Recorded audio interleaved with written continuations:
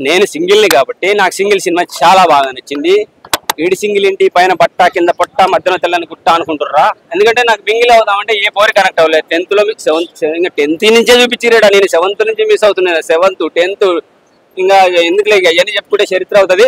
Single cinema చాలా బాగా నచ్చింది. సింగిల్ కి అయితే పర్ఫెక్ట్ గా నచ్చింది. సింగిల్స్ మింగిల్ కావాలని అనుకుంటే ఒకసారి సింగిల్ సినిమా చూడండి.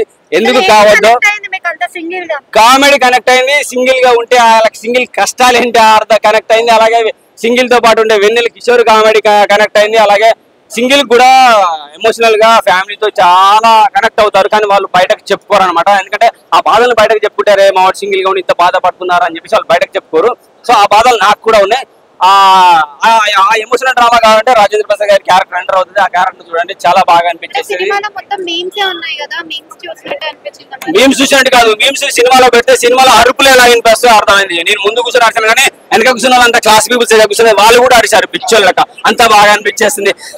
ఇది లవ్ యూ బచ్చు ఇది కూడా వచ్చేస్తుంది అనమాట. ఎవరా పిల్ల ఏం పేరు, పిల్ల పేరు మోనాలిసా. చూసినా ఎక్కడ దాకా బాగుందండి. లవ్ యూ బచ్చు నీ వాయిస్ కూడా వచ్చేసింది, చాలా బాగుంది. మంచి ఎంటర్టైన్మెంట్. శివ డైలాగ్ కొద్దిగా మిస్ అయినామో, కాకపోతే శివ డైలాగ్ లేనందుకు ఓం నమ శివ అందరినీ గుర్తించారు. ఎన్టీఆర్, బాలకృష్ణ, బాలయ్య బాబు, మ్యాన్స్ రాజు కూడా కనపడుతుంది. ఏకంగా 2 పార్టీలు దించి పడేసారు. వెన్నెల కిషోర్ టోటల్ నిజంగా వెన్నెల కిషోర్ ఉంటే ఆ సినిమాకి కామెడీ పరంగా ఫుల్ హైలైట్ అవుతుంది.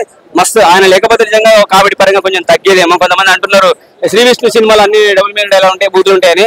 దీనిలోనైతే అంత వల్గారిటీ ఏం కనపడలేదు. Total comedy movie. కొంచెం ఎమోషనల్ డ్రామా రాజేంద్ర ప్రసాద్